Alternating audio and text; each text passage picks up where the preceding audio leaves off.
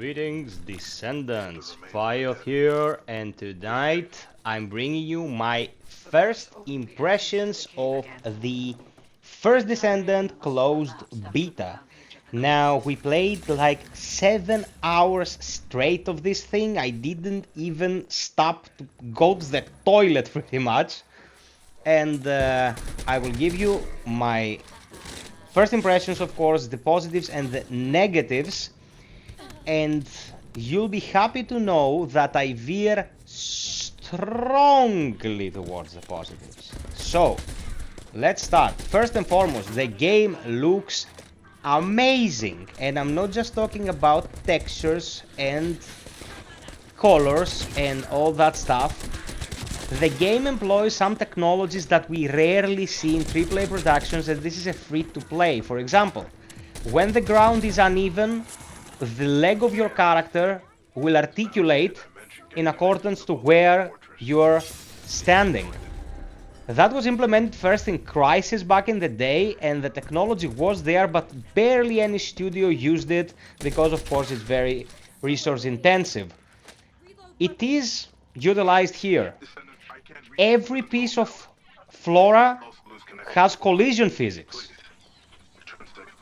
Amazing stuff, especially for a free-to-play release. There is no question whether or not there will be in-game purchases in this model, of course, let's not kid ourselves, but guys, the work on display here is insane. I was blown away. Of course, it is very demanding graphically, and this beta doesn't have a lot of options when it comes to what you can configure. You can pretty much choose a preset of low, medium, high, or very high, and then you can choose if you're gonna use DLSS or FMS and the quality of said scaling technology. But apart from that, impressive looking and impressive sounding. Now, when it comes to the sound, I was blown away. Especially the gun sounds are so well implemented here that you want to keep firing just to keep listening to them. And then you realize that the skills you have, your abilities, are underutilized because you're using the guns too much, and then you go to abilities and think, why did I use those more? Like, these are amazing. So technically, the game is great. The controls are very precise, the action is very fluent and fast, and the only thing I didn't like about how the movement is handled is that there is no mantle mechanic. If you are using your grapple hook to go on a higher elevation, you have to be pretty much perfect with your angle, because if you hit a piece of geometry, you are gonna miss the opening you're aiming for, and you're gonna fall to the ground, and you have to grapple again and get in, and so on and so forth. Something that took me a couple seconds to realize, and a couple of seconds, about a couple of hours, because I missed the tutorial, is that you have a double jump, so you can somewhat compensate for that issue. Double jump will get you where you wanna be if you misjudge the initial grappling point. So graphics are insane, sound is insane, and the controls are on point. What about the gameplay itself? The gameplay consists of various objectives that pretty much entail either being on the offensive towards an area to interact with something or simply clear it of enemies, or on the defensive, where you have to defend a specific spot and fill a progress bar or a specific item, like a stasis pod, for example, just like Warframe back in the day. Herein lie the most, let's say, problematic aspects of the gameplay and some of its greater strengths, because fighting these enemies and clearing these areas is one of the most enjoyable things you'll do in the First Descendant. The mobility you are given is so intricate, it's so empowering, how you can just climb on the highest point of the map and take them out with a sniper rifle. Go behind them by moving around obstacles at very high speed and coming up behind them while your allies are just holding their attention. drop your grapple on a high point, jump on that high point, then transition behind it and get beside the enemy whilst they're not looking and just screw them up with a shotgun. The abilities are amazing. Each kit comes with its own abilities. You can start by choosing one of 3, and then you can craft another 7 on the complete game. In the beta you can craft 1 bunny, but if you got your key from Twitch, it unlocks Seren right away from the get-go. So in this demo, if you get everything available, you can try 5 out of 10 Descendants. And every kit is very, very different in the way they handle things, in what debilitation effects they can add on the enemies, like freeze them, poison them, burn them. Very interesting stuff. It doesn't have an ability combo system like Anthem, at least not in the beta that I could detect, but you can combine your weapons mods with the debuffs that you apply on the enemies, so extra damage on poisoned enemies, on electrified enemies, and so on and so forth. It can get repetitive because there are only so many things you can do with go there and kill stuff, you know. But these games usually live or die by the combat, and the combat here is excellent. It feels amazing. There are a couple of oversights that I really can't understand, like why is there no mantle mechanic, why there is no slide, like in such a fast game, why there is no slide mechanic. The melee attacks work, and they could work well in an environment that promotes sliding around because the characters are incredibly fast, but that's not in the game, and I don't know why. Maybe we'll see it in the future, I cannot really tell. Now, the combat itself would surely shine more if you are not playing alone. Up to 4 people can play this game, okay? So you can go pre-made with 3 of your buddies and kick ass and have a great time if you're running the lower difficulties. What I can tell you about playing the strikes of this game, and that means the bosses, the boss rush, I'm gonna show you some gameplay of the boss later on in this vid, is that they are challenging even on normal, at least with the gear we are able to amass in the beta. So I suppose the hard difficulties will be nothing to scoff at, and this game does teaming up with other players better than any other game I've ever seen. If you're in the open world and you are teamed up with a friend who maybe doesn't have access to a specific mission because he hasn't progressed as far, he can go and activate the beacon of a mission on his overworld without leaving the pre-made team that he came in with. So after he's done some stuff, if you're just chilling on killing stuff out in the open, he can come to the beacons that you are working on and join you mid-mission and keep participating in the team activity. On the fly, without any matchmaking, without loading screens, without nothing of the sort. I've had people on the overworld join me just by being close to me. We team up, we don't have to do the same things, but if we do the same things, we go into the same instance and we can help each other. That is amazing. Destiny hasn't done it in like 8 years. Warframe hasn't done it. It still depends on pre-made lobbies. And here comes this free-to-play game and allows you to do it on the fly.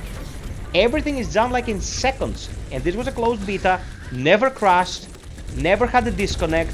The only issue we run into is that if an activity cannot matchmake you because no one is matchmaking, it will stay in that search screen forever. It says that escape will take you to the preview screen, but it's grayed out and it wasn't working, so I had to kill the app. Whilst I was playing the game, I got a notification after a mission that there was a new update available. We quit the game, it updated, we were back in the game like in 20 seconds, and it was baffling how they patched a thing that we had detected 30 minutes after we were talking about it. It was insane. Like, if this level of dedication will go into the final product, this will be the best supported multiplayer game of all time. Now, if you like sci-fi, the aesthetics will be right down your alley. Everything in this game is beautiful, like the scenery is beautiful, the characters are oh so beautiful, those ladies, man, god damn! The guys as well, of course, but I'm not the best judge of that. The NPCs in Avalon, that's like the hub, man, all those guys could make a career in modeling, like, it's over the top stuff, everyone is a babe, everyone. Males, females, she-males, I don't know. It's amazing. And the guns, the designs of these things, man, so good, so good. And the game does something very interesting with its guns. You can see me tinkering with them. There are 5 categories of gun modifications and the Descendant modification tab. What you put on each of these slots will affect a different archetype, a different family of guns. So you don't have to remove all your mods and put them in the next gun that you are trying to use. You put them in the family modding tree and it will be applied as a blanket, as an umbrella effect to all the guns of that archetype. If you really want to tinker with something, of course, you take out the mods that you don't want to put in the mods that you want. So there is not really a lot of time allocated to just putting stuff in slots and taking them out of slots. It's mostly going after the bodies and blasting them with ice balls. And doing so, it's excellent, I have to tell you. Now, I touched upon this a bit earlier, and I'm gonna take it from where I left it. But the only problem I found in this game is that the tasks at hand are comprised mostly of go there, defend this, or kill this, or scan this. And whilst you're scanning this, you're getting attacked, so you pretty much have to kill this again. It can be a bit numbing, but I played 7 hours straight of this thing with the limited resources that are allowed in the beta and had a blast with it. So, I don't know, man. Maybe you have a blast as well. The beta is available if you can watch any of the streams related to the First Descendant. After 15 minutes you can get a key and come in the game and try it for yourself. Just be prepared to drop the settings a bit if you're running like a 20 series, because it's very demanding. Here I had to tinker quite a bit with my 3070 Ti, and I didn't expect it to be as demanding. Like, you can see my frame rate here. I left it so you could make some, you know, it could leave an initial impression for you. It can go really steadily above 60 FPS, but it can kind of drop below 50 sometimes in the open world.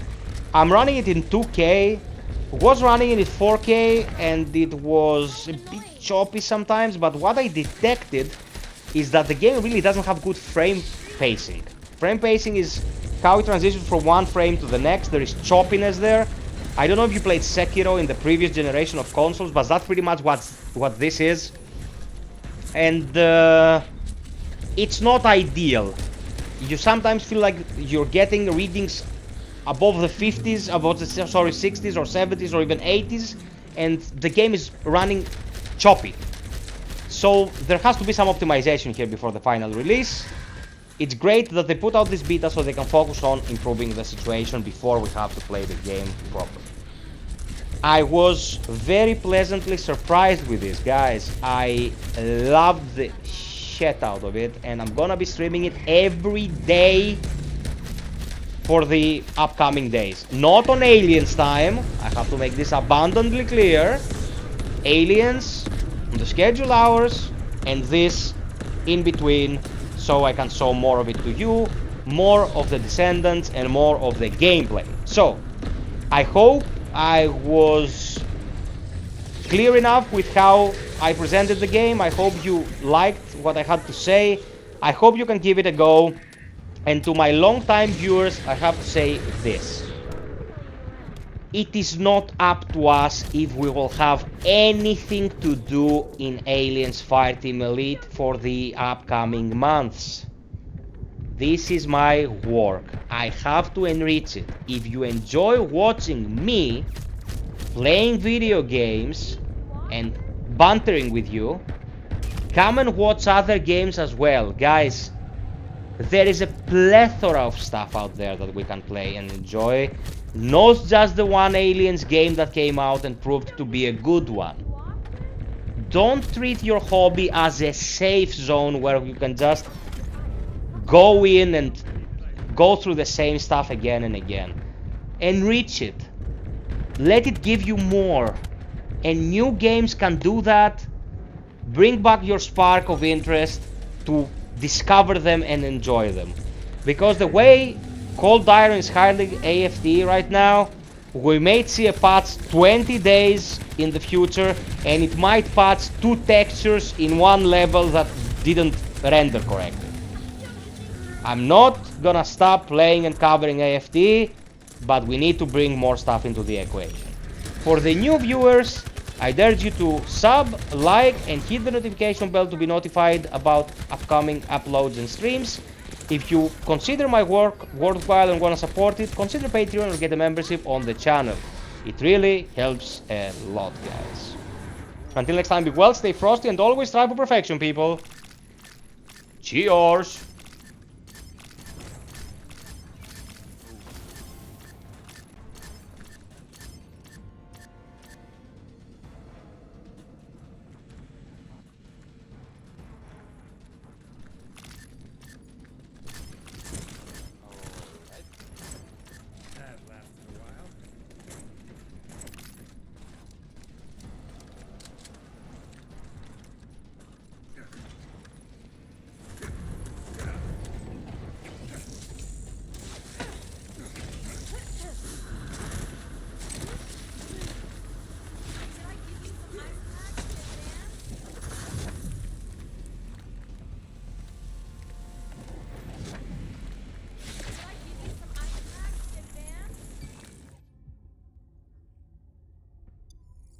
Yeah.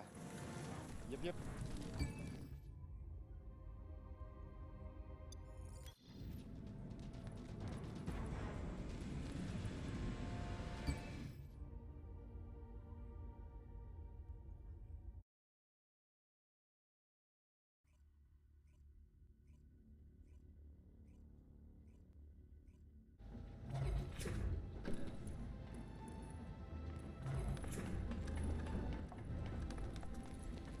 I think I need to lose some weight, don't you think?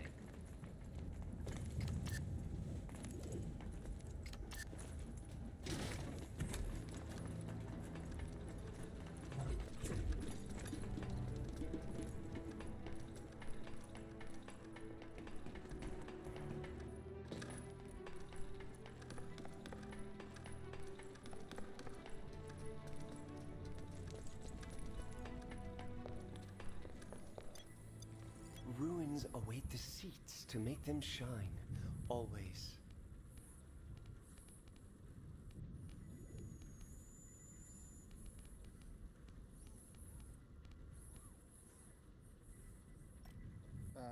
The main quest line,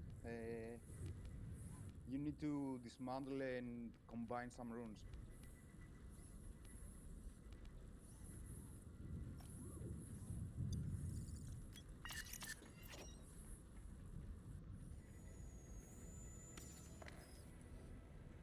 Are you satisfied? Welcome. Are you Descendant? Did you gather enough Clipothium? As I said, you need Clipothium to enhance your runes. Enhancing a rune will make it more powerful, but it will also increase its capacity, so you need to be careful. If you find a certain rune useful, try enhancing it. If you don't have enough Clipothium, well, you'll need to dismantle more runes. Looking for a new rune. Runes are your... Why would I exist if all runes were the same?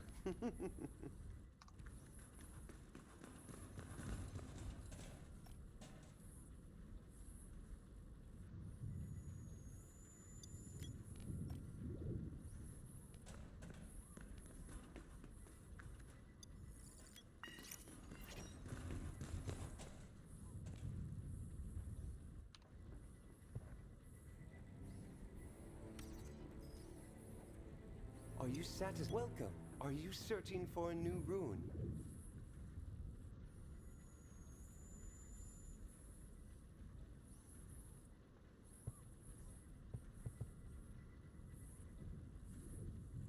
You have tried dismantling and enhancing runes. What do you think? Can you feel your increased attack power? To make yourself stronger, dismantle unnecessary runes, gather Clepothium, and then enhance useful runes. But remember, you have to be mindful of the capacity. Even if you